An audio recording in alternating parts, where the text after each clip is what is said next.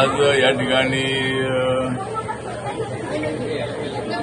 Rajiv Gandhi national park ही अत्यंत मोठी असणारी अशा पद्धतीची ही पार्क आहे आणि देशामध्ये सर्वात मोठी असणारी अशा पद्धतीची त्या नॅशनल पार्क आहे.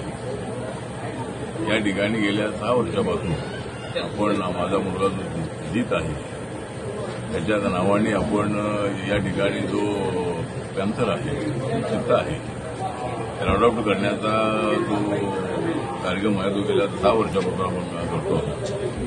प्रत्येक वर्षाला आपण 1,20,000 रुपये जे त्यांचे वर्षभराचा सध्याचा पैसा आहे पैसे आम्ही भरत असतो आणि प्राण्यांना आपण जुदान दिलं पाहिजे, प्राण्यांना आपण सांभाळलं पाहिजे. प्राणी संग्रहालय जे आहे हे प्राणीचं संग्रहालय अत्यंत जंगल जे आहे ते अत्यंत उत्कृष्टाचं आहे.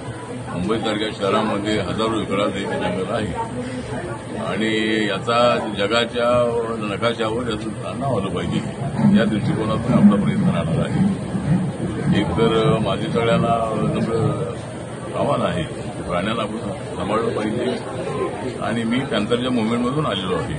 पॅन्थर हा जो प्राणी आहे या कुणावर अन्याय करत नाही, पण त्याच्यावर जर कोणी अन्याय करण्याचा प्रयत्न केला तर तो त्याचा प्रतिकार करण्याचा प्रयत्न करत असतो. स्वभाव त्याचा प्राण्याचा आहे. त्यामुळे दलित पॅन्थरची मुव्हमेंट आहे त्या मुव्हमेंटमधून मी आलेलो आहे. त्यामुळे पॅन्थरबद्दल चित्त्याबद्दल आपल्याला नेहमीच अट्रॅक्शन राहिलेलं आहे. आमच्या शिंबॉलवरती पॅन्थरचा जो फोटो आहे तो नेहमीच आमच्या त्या पॅन्थरच्या काळामध्ये असायचा.